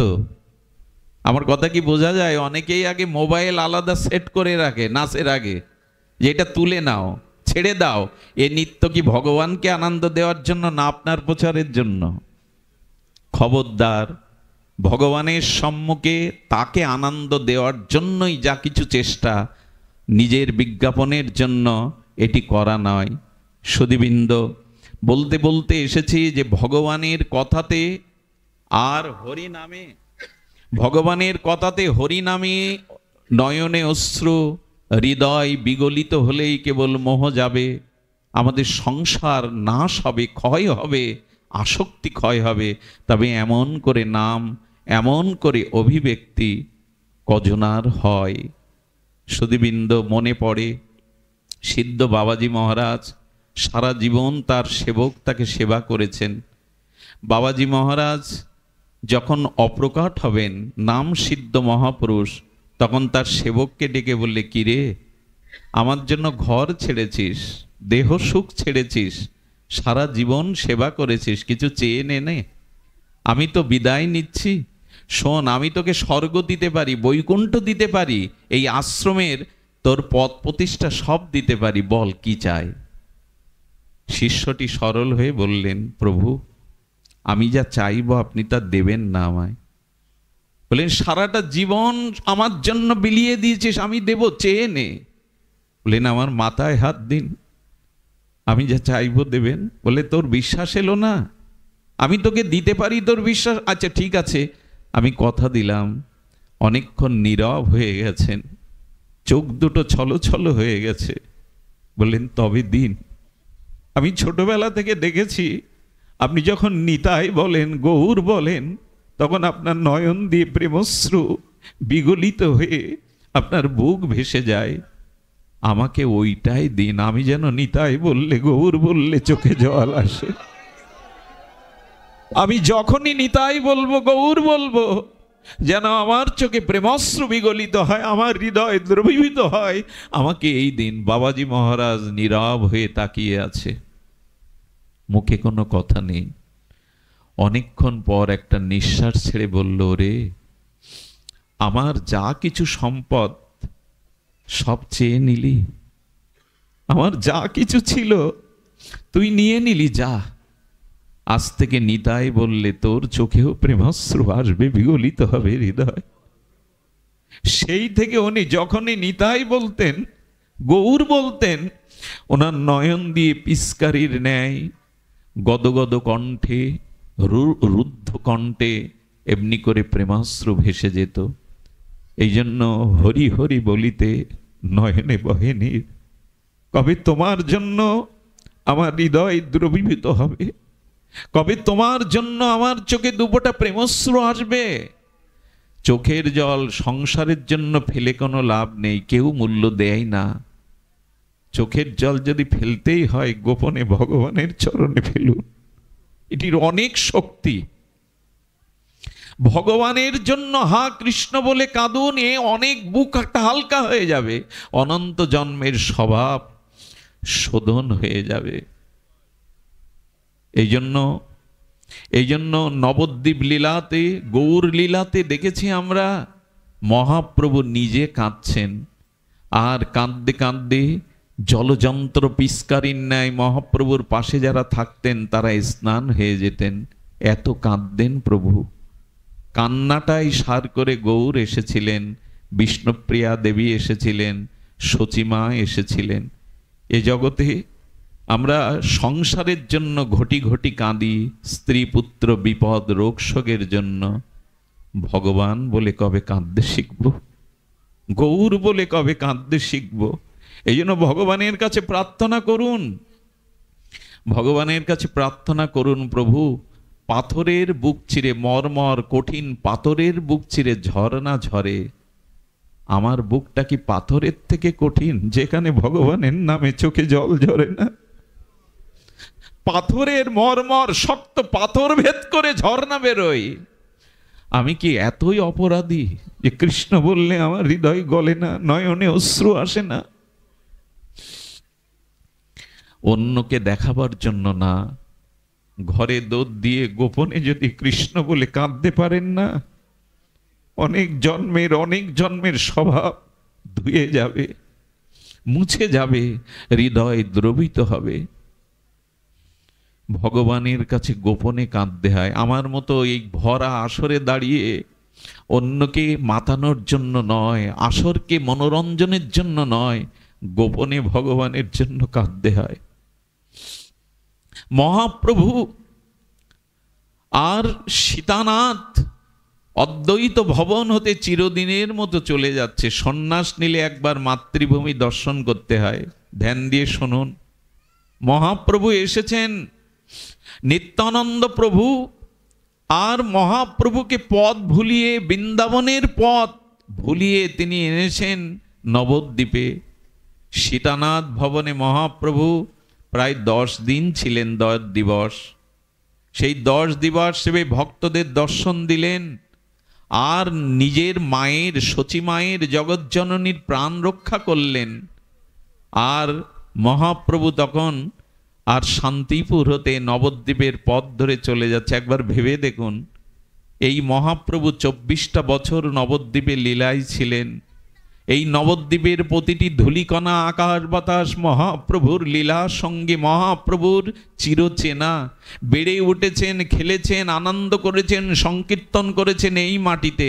প্রভু আজ বিদায় নিচ্ছেন, আর বিদায় বেলা প্রভু বলছেন আর নবদ্বীপ কখনো দেখা হবে না। কারণ সন্ন্যাসী একবার মাতৃভূমিতে আসতে পারে, দ্বিতীয়বার আসতে পারে না।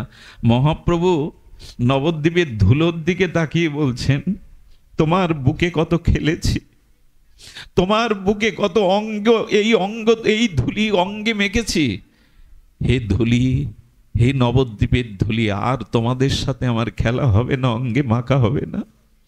সুরধনী ভাগীরথী গঙ্গার দিকে তাকিয়ে মহাপ্রভুর চোখ দিয়ে গঙ্গা ঝরছে আর বলছে, কত তোমাতে অবগাহন করেছি, সন্তরণ করেছি, সাঁতার কেটেছি সাথীদের নিয়ে। হে গঙ্গা, আর তোমার বুকে কখনো সন্তরণ হবে না। তোমার বুকে আর এমনি করে সখাদের নিয়ে জলকেলি করতে পারবো না। বিদায় ভাগীরথী গঙ্গা, বিদায় নবদ্বীপের মাটি। কি বলবো আপনাদের, সমস্ত নবদ্বীপবাসীর প্রাণের ধন গৌরাঙ্গের বিদায়ে তাদের চোখ দিয়ে প্রেমাশ্রু হা গৌরাঙ্গ, হা গৌরাঙ্গ ধ্বনিতে আকাশ বাতাস মুখরিত হয়ে গেছে, যেন ভারী হয়ে গেছে। সেদিনের সে বর্ণনার ভাষা আমার নাই। গাছের শাখাগুলি, পাতাগুলো যেন নিচে নেমে এসে শোকাতুর হয়ে মহাপ্রভুর চরণ বদন দেখছেন। আর দেখব না তোমায় গৌরহরি, আর তোমাকে কোনোদিন দেখব না। এই যখন দশা, তখন ঘরের মধ্যে বিষ্ণুপ্রিয়া দেবী আড়ালে কাঁদছেন। কেন জানেন? প্রভু সন্ন্যাস নিয়েছেন, প্রভুর সামনে যাওয়ার আমার অধিকার নেই। প্রভু যে রমণী মুখ দেখবে না, স্ত্রী মুখ দেখবে না। বিষ্ণুপ্রিয়া ঘরের কোণে বসে যখন কাঁদছেন, একজন এসে বলছেন, কি রে অবাগিনী, সবাই পতিত পাবন লীলাতে তাকে দর্শন করে উদ্ধার হলো, কেবল তোর অনুমতি নেই। প্রিয়া তখন মনে মনে বলছেন, আমার প্রাণনাথ সারা জীবনের মতো চলে যাবে, আর নবদ্বীপে আসবে না। তার চরণ, তার বদন আর কখনো দর্শন হবে না। কি করব আমি? আমার তো যাওয়া নিষেধ প্রভুর সামনে। শেষ কথা চিন্তা করে বিষ্ণুপ্রিয়া দেবী ঘর থেকে সেই সমস্ত শোকে পাথর হয়ে গেছে আর সে তো শুভ্র বসন আবৃত করে মহাপ্রভু তার বাটির সামনে, গৃহের সামনে দিয়ে চলে যাচ্ছেন, আর বিষ্ণুপ্রিয়া দেবী পথের ধুলাতে এসে ওইখানেই সাষ্টাঙ্গে মহাপ্রভুর পথ আগলে দাঁড়িয়েছে। মহাপ্রভু নিজের বাটির সামনে এসে গঙ্গাত্রে নিজের ঘর দেখে চোখে জল পেটছেন। তোমার কোলেই তো বড় হয়েছে জন্মভূমি, এই গৃহেই তো আমি শশীকলার ন্যায় বেড়েছি চিরবিদায়। মহাপ্রভুর খড়মটা বেঁধে গেল বিষ্ণুপ্রিয়ার অঙ্গে। কে তুমি? কে তুমি এভাবে ধুলায় দূষারিত হয়ে শুয়ে আছো? বিষ্ণুপ্রিয়া বললেন, আমি অভাগিনী, আমার কি গতি হবে কৃপা করে বলুন। বললেন, কে তুমি? বলল, আমি গৌরাঙ্গ প্রিয়া। মহাপ্রভু বললেন, না, তুমি কৃষ্ণপ্রিয়া হও, তুমি কৃষ্ণপ্রিয়া বিষ্ণুপ্রিয়া হও। বলে, না, আমি যে কৃষ্ণ চিনি না, আমি যে গৌরাঙ্গ ছাড়া জানি না, গৌরাঙ্গের চরণ ছাড়া চিনি না, আমি গৌরাঙ্গ প্রিয়া, সকলেই কৃপা পেল, আমার কি গতি হবে? মহাপ্রভু দোকানা পায়ের খড়ম পাদুকা খুলে দিয়ে বললেন, যাও, এ দুটি নিয়ে ঘরে গিয়ে এই দুটির মধ্যেই কৃষ্ণ ভজন করো, এই মধ্যেই আমাকে তুমি পাবে, আমাকে স্মরণ করো। যেমন রামচন্দ্র ফিরে আসেনি অযোধ্যাতে, ভরত প্রভুর চরণ দুখানা পাদুকা দুখানা মাথায় নিয়ে ভরত ফিরে এসেছিল। প্রভু, তোমাকে না ফিরিয়ে নিয়ে যেতে পারি, তোমার চরণ তো ফিরিয়ে নিয়ে যাব, তোমার চরণই তো তুমি। ভরত 14 বছরের জন্য প্রভুর পাদুকা মাথায় নিয়ে নিজে সিংহাসনে না বসে ওই পাদুকাকেই রাজাদিরাজ করে সিংহাসনে পূজা করেছিলেন। সুধীজন, বিষ্ণুপ্রিয়া দেবী সেই যে পাদুকা নিয়ে ঘরে গেলেন, তার ভজনই ছিল চোখের জল। কি করতো জানেন? সকাল হলে দুটো মাটির পাত্র রাখত, একটা পাত্রে থাকতো তন্ডুল চাউল, সেই এক একটা চাল হরে কৃষ্ণ এই মহামন্ত্র প্রসাদী করে খালি পাত্রে রাখত। বলুন তো, বেলা 12টা পর্যন্ত, দ্বীপ্রহর পর্যন্ত কটা চাউল হতো? ওই চালগুলো নিয়ে গঙ্গা জলে ফুটিয়ে মহাপ্রভুকে ভোগ লাগিয়ে এক মুঠো পেতে নেই তার সারা জীবনের আহার। পারবো তো? এরকম জীবের জন্য এত বিরহ পারবো তো? যতদিন শাশুড়ি মা বেঁচে ছিলেন, শাশুড়ির আঁচল তলে গঙ্গা স্নান করতে নেই মুখ বিষ্ণুপ্রিয়ার কেউ দেখতে পায়নি। আমি অভাগিনী, আমি প্রভুকে ধরে রাখতে পারিনি, মুখ দেখাতেন না। কাঞ্চনা সখী দেখছে প্রিয়াজি একটা ময়লা সাধারণ কাপড় পরে আছে। প্রিয়া, সাক্ষাৎ জগৎ লক্ষ্মী তুমি, তোমার রূপে জগৎ পুলকিত, তুমি বৈকুণ্ঠের অধীশ্বরী, তুমি কেন ময়লা কাপড় পরেছ? সখী কাঞ্চনা বললেন, এ তোমায় মানায় না। বিষ্ণুপ্রিয়া বললেন, যার প্রতি জীব উদ্ধারের জন্য সংসারের সমস্ত সুখ ত্যাগ করে গম্ভীরার মধ্যে রাত দিন কৃষ্ণ বলে কাঁদছেন, তার সহধর্মিনী হয়ে ভালো কাপড় পরা কি শোভা পায়? বিষ্ণুপ্রিয়া দেবী মহাপ্রভু চলে যাওয়ার পরে আর কোনো ভালো মলিন বস্ত্র ছাড়া পরেননি। খেয়েছেন ওই প্রসাদী চাউলের এক মুঠো সিদ্ধ। আর কি করতেন জানেন? আর ওই মহাপ্রভু খাটে ঘুমাতেন না, মেঝেতে গম্ভীরার মধ্যে ছোট্ট একটু ক্ষেত্রে পাটা প্রসারিত করে শয়ন করা যায় না, ওর মধ্যে মহাপ্রভু পড়ে থাকতেন। বিষ্ণুপ্রিয়া দেবীও পালঙ্কে বা খাট গ্রহণ করেননি, ধুলায় পড়ে থাকতেন। ভগবানের জন্যই বিরহ না জাগলে আমাদের চিত্ত সংশোধন হবে না। ভগবানের জন্য চোখের জলই একমাত্র উপায় হৃদয়কে গলাতে। আজও কোনো বস্তু সিদ্ধ করতে গেলে তাকে তাপ দিতে হয়। এই চোখের জলের বিরহ তাপ, কৃষ্ণ পেলাম না, ভজন হলো না, তোমার চরণে অনুরাগ এলো না, এই যে বিরহ তাপে দগ্ধীভূত চোখের অশ্রু জলে এই হৃদয় যেদিন বিগলিত হবে, সেই দিনই অনন্ত জন্মের স্বভাব সংশোধন হবে, তার আগে নয়। তবে এটি আশা বড় কঠিন। কার আসে জানেন? কৃষ্ণ বলে যে কাঁদতে শিখেছে, তার ছোঁয়া নিন, ওই রোগ আপনারও হবে। ভগবানের জন্য ব্যাকুল হয়ে আরতিতে প্রেমে যিনি কাঁদতে শিখেছেন, যার হৃদয় ভগবত প্রেমে বিগলিত, তার সঙ্গ করুন। তার ওই ভাব আপনার ভিতরে সংক্রামিত হবে, ওই ভাব আপনার মধ্যেও সংক্রামিত হবে। এই জন্য কৃষ্ণ নাম নিতে নিতে যদি কণ্ঠ রুদ্ধ হয়ে যায়, চোখে প্রেমাশ্রু বিগলিত হয়, হৃদয় যদি দ্রবীভূত হয়, তবে অনন্ত জন্মের হৃদয়ের দুর্বাসনা আমাদের হৃদয় থেকে চলে যাবে। তাই ভগবানের কাছে একটা প্রার্থনা করবেন। এই প্রার্থনা করার আগে তাকে ভালোবাসুন। আমি দুটি পথের কথা বলেছিলাম, সংসারের বস্তুর থেকে সুখের আসক্তি ত্যাগ করা, আর দ্বিতীয় হলো ভগবানের চরণে অপ্রাকৃত মাধুর্যের সিন্ধু ভগবানের চরণে আসক্তি। বৃন্দাবনের ছোট্ট একটা ঘটনা বলেই আজকের পাঠ বিশ্রাম। এক বাবাজি মহারাজ ছিলেন, ব্রজ ছেড়ে তিনি কোথাও যাননি জীবনে, বৃন্দাবন ছেড়ে তিনি কোথাও যাননি। 108 বছর এই মহাত্মার বয়স। উনি প্রথম জ্ঞানী ছিলেন, জ্ঞানী থেকে বেদ অধ্যয়ন করতেন, ধ্যান করতেন, কিন্তু পরবর্তীতে ব্রজবাসীদের সঙ্গ পেয়ে, মহাত্মাদের সঙ্গ পেয়ে তিনি ভক্তিযোগে প্রবেশ করেন। আর ভক্তিতে তিনি গোপালকে তার শিশু জ্ঞানে, সন্তান জ্ঞানে গোপালের সাথেই তার সম্বন্ধ হয়। শীতে গোপালকে বুকের মধ্যে রাখেন, সকলে ননি খাওয়ান, তাকে খেলনা কিনে দেন, তার সাথে পিতা পুত্রের সম্পর্ক। এই করতে করতে 108 বছর যখন বয়স, তখন তার মনে একবার হলো, আমি গঙ্গা কখনো দেখিনি, বদ্রিকাশ্রমে কখনো যাইনি, অন্য কোনো ধামে, দ্বারকায় যাইনি, মিথিলায় যাইনি, আমার একটু ইচ্ছা হয়েছে আমি তীর্থ ভ্রমণে যাব। গোপাল হৃদয় থেকে বলছেন, বৃন্দাবন ছেড়ে কোথাও যেও না, ব্রজ ছেড়ে তুমি কোথাও যেও না। সবাই বলছে, বাবা আপনি যেতে চেয়েছিলেন, বলে আমার গোপাল নিষেধ করেছে, আমি কোথাও ব্রজ ছেড়ে যাব না। ব্রজ ছেড়ে তিনি যাননি। ওই ব্রজেই যেদিন দেহত্যাগ করলেন, বাবাজি মহারাজরা তাকে শ্মশানে দাহ করার জন্য যখন নিয়ে গেল, হঠাৎ একটা 6-7 বছরের বালক এসেছে, এটা বেশি দিন আগের ঘটনা না। এসে বললেন, উনি আমার পিতা হন, উনি আমার পিতা হন, আমি ওনার সন্তান।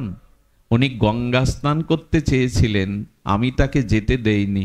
এই দেখো, আমি গঙ্গা জল এই কলসিতে ভরে এনেছি আমার বাবাকে স্নান করাবো বলে।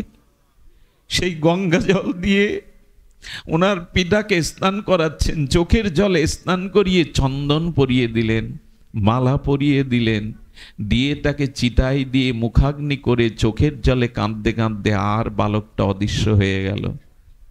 ওইখানের যারা ছিলেন তারা বলছেন, আমাদের মাথা কি খারাপ হয়ে গেছে, বাবা তো বিবাহ করেননি, 108 বছরের সন্ন্যাসী, ওনার 108 বছরের বয়সের কখনো 6 বছরের সন্তান নাই, কে এই ছেলেটা, আমাদের মাথায় কেন এই বুদ্ধি এলো না?